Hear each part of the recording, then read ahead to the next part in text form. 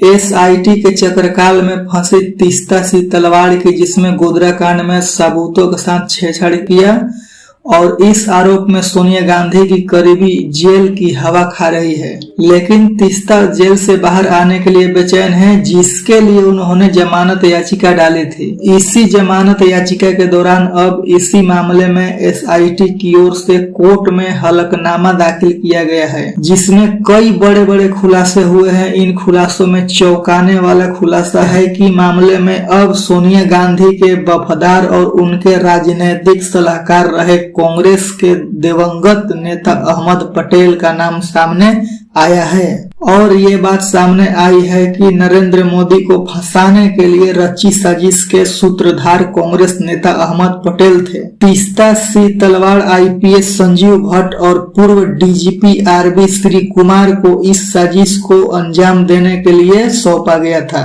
इस काम के लिए तीस्ता को 2 बार पैसे दिए गए और साजिश के अंजाम देने के लिए कुल रकम अहमद पटेल ने 3 लाख रुपए दी थी। इस पूरी साजिश में पीएम मोदी ही नहीं बल्कि कई बेगुनाहों को निशाने पर लिया गया था। तीस्ता के जमानत का विरोध करते हुए एसआईटी ने इस मामले में 2 गवाहों को भी कोर्ट में पेश किया।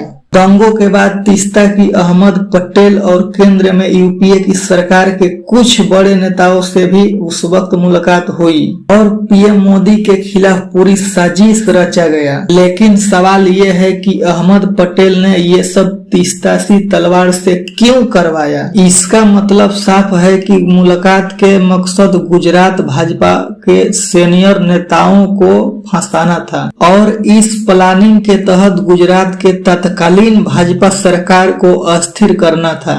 एसआईटी का दावा है कि 2007 में केंद्र सरकार ने तीस्ता सिंह तलवाड़ को पद्मश्री से सम्मानित उनके गुजरात सरकार पर भावनाओं पूर्व आरोप के चलते दिया था। लेकिन ये भी सवाल जेहन में आना लाजमी है कि तीस्ता सिंह तलवाड़ ने ये जोखिम भरा काम किया क्यों था? जाहिर तौर पर तीस्ता ने ऐसा अपने राजनीतिक करियर को बढ़ाने और राज्यसभा के सीट पाने के लिए किया था।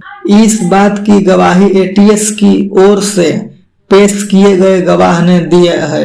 लेकिन अब जब अहमद पटेल का नाम इसमें सामने आया है तो अब बीजेपी ने कांग्रेस पार्टी के खिलाफ मोर्चा खोल दिया है और सोनिया गांधी पर निशाना साधते हुए सीधे ये आरोप लगा दिया है कि अहमद पटेल के जरिए सोनिया गांधी ने ही पीएम मोदी की छवि की गुजरात दंगों के बाद खराब करने की कोशिश की थी। लेकिन कहते हैं ना कि अपने कर्मों की सजा इसी जन्म में इंसान को भुगतना पड़ता है। वहीं अब तीस्ता और कांग्रेस के साथ हो रहा है। कांग्रेस के काले कारनामों के चिट्ठा एक एक करके खुलता जा रहा है और इसके बाद कांग्रेस का बचना मुश्किल दिखाई पड़ने लगा है।